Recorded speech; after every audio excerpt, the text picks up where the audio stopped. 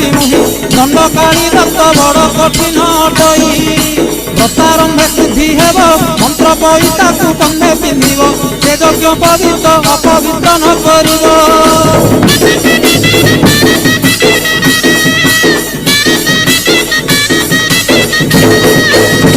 କଷା ବସ୍ତ୍ର ପରିଧାନ କେବେ ନ ମାଡ଼ିବ ଦୂଷିତ ସ୍ଥାନ ଶରୀର ପବିତ୍ର ପାଇଁ ଥିବ ସାବଧାନ। ଗୃହ ସଂସାର ଛାଡ଼ିବ ମାନପ୍ରସ୍ଥ କରି ଦୀକ୍ଷା ଧରିବ ସ୍ତ୍ରୀ ତୈଳ ଆମିଷକୁ ମନରୁ ତେଜିବ।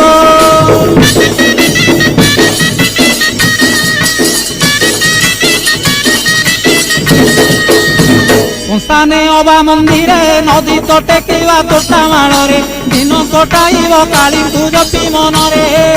ନିଶା ଦ୍ରବ୍ୟ ନ ଖାଇନ ବିଳାସ ଦ୍ରବ୍ୟ ଦେବତା ସ୍ତରୀନ ଗୌର ନ ହୋଇବ ସଂକଳ୍ପେ ଥିବ